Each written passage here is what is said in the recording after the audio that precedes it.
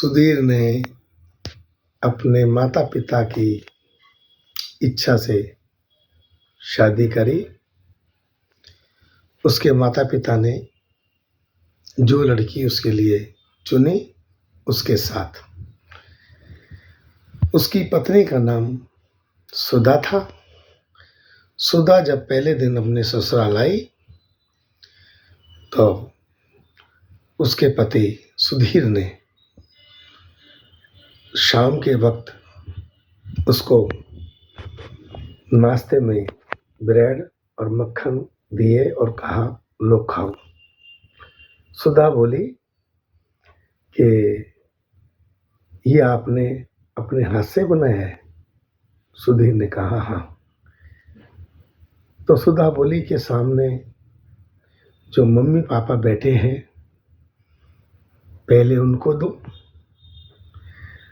सुधीर ने कहा अरे तुम खा लो, वो अपने आप बना के खा लेंगे।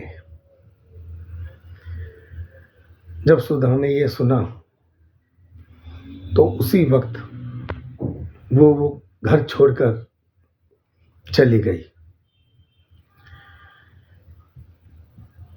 काफी समय बीत गया।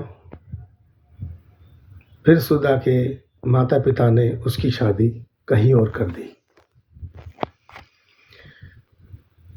इत्तेफाक देखिए, फिर वही बात हुई जहाँ उसकी शादी हुई थी। पहले दिन शाम को उसका जो पति था उसके लिए जूस लेके आया। उसने कहा सुधा लो जूस पी लो। तो सुधा बोली पहले जो माता पिता हैं आपके उनको दो। उसके पति ने कहा कि मैं उनको पहले देकर आया हूँ, फिर आपके पास आया हूँ। सुधा यह सुन के बहुत खुश हुई और उसने खुशी खुशी जूस पी लिया। काफ़ी साल हो गए, सुधा के बच्चे हुए, बड़े हो गए। एक दिन सुधा ने कहा कि मेरी इच्छा तीर्थ करने की है। तो उसके बेटे और बहू बोले हम आपको अकेले नहीं जाने देंगे, हम भी आपके साथ चलेंगे। और उन्होंने अपनी माता के साथ यात्रा की तैयारी कर ली। जब वो यात्रा के लिए निकले तो रास्ते में रात हो गई। तो सुधा एक जो है धर्मशाला थी वहाँ ठहरी।